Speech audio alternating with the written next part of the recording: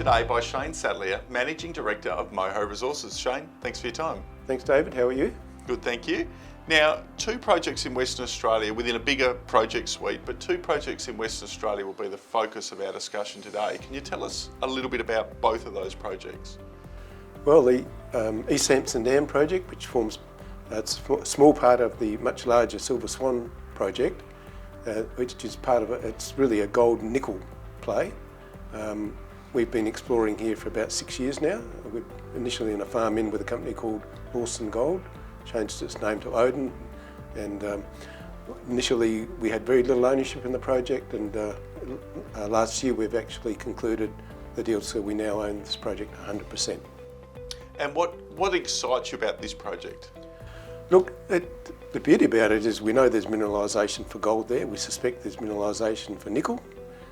We were right next door to the Poseidon nickel processing operations. We actually adjoin their tenements, so we have a number of tenements coming up for granting later this year, and we'll be going full bore in the nickel exploration side of that at the moment. At the moment we're focused on the gold, and Simpson Dam, as you know, just recently announced the mineral resource estimate, interim mineral resource estimate.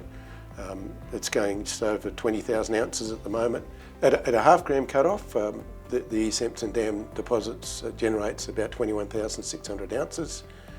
It's very healthy grade, 2.5 grams per tonne, and it does respond to cut-off grade. So if we went to a 1 gram cut-off, which is not that high, suddenly you're getting a 4.3 gram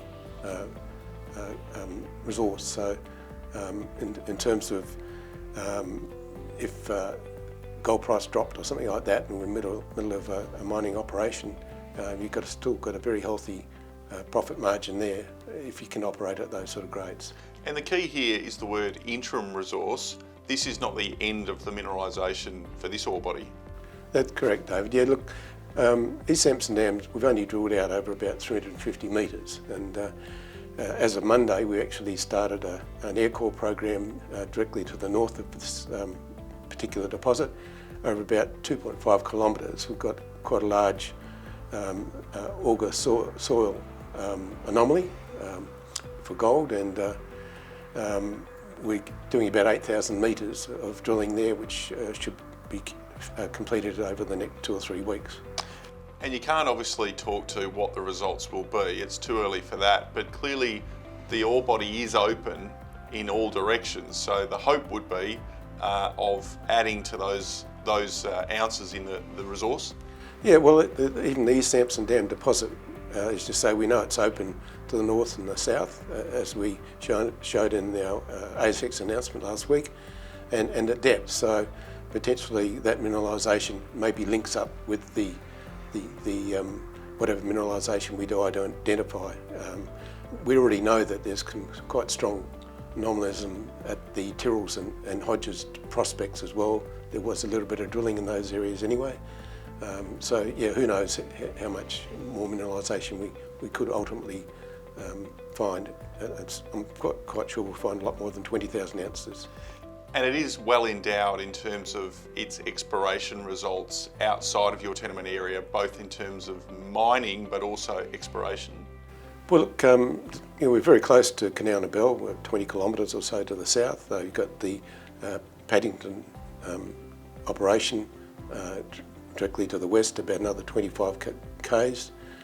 There's a lot of historical mines. There's a Gordon Sadar mine, there's a Mulgary mine, prospects. There's smaller companies like Yandal Resources exploring right close to us to the south. And look, even with Poseidon's operations, as I say, we adjoin their tenements, our tenements are joining theirs, but our ground is not fully, this new ground that we're looking to get granted is still, hasn't had real modern day exploration. So we're quite hopeful when we get these tenements granted later this year, we can really rev up the nickel exploration as well as the gold exploration. And for people who don't know the area, it is extremely well endowed for infrastructure and close to mining know-how and activity. Look, you couldn't ask for a better better location to do exploration, because you can move very quickly to mining if you find something that the economics show that it's going to work. There's about over 20 gold processing plants within 200 kilometres of us, and as I say, we're right next door to the nickel processing plant of Poseidon's, not far from the Kalgoorlie nickel smelter, so you couldn't ask for anything better than that. Plus you've got all the laboratory facilities, contractors and things like that, most of them based in Kalgoorlie anyway, so you could, it's great place. And in terms of Silver Swan North, where does it sit in your suite of projects? Look, this is a key element of our strategy, our corporate strategy. We've always said that looking at this particular project, particularly East Simpson Dam, now that we've got an interim mineral resource there, our confidence is growing that ultimately this project will get into production and produce a profit for us. And rather than having to go back to our shareholders or the market to issue more shares to continually dilute our shareholders, if we can avoid doing that or minimise it through production in our own right, that will keep our existing shareholders a lot happier. Is shareholders always happy to hear that dilution is key of mind or top of mind with executives, and you're focused on limiting that dilution and using what is hoped to be cash flow from exploration and production activities? What's the plan in terms of the next 6 months look like? Do you have an idea across the suite of assets? Where's the news flow?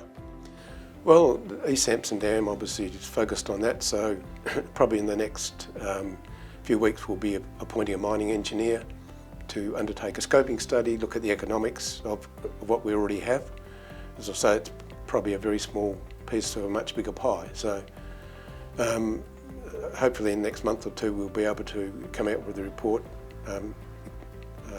giving us some idea of how much it's going to cost to get this sort of operation into production. We're talking about an open cut operation and catering to one of the toll milling facilities around us, and how it plays out in terms of any profit there is there. But as I say, the scope to find a much bigger resource is there.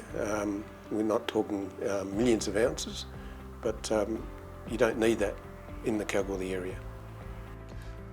Focus on strong exploration results, growing a resource, waiting for the nickel to light up and get involved in nickel exploration later in the year as well, once those tenements are granted. A known mining jurisdiction surrounded by elephants, a great place to explore. Shane, thanks for your time. Thanks David.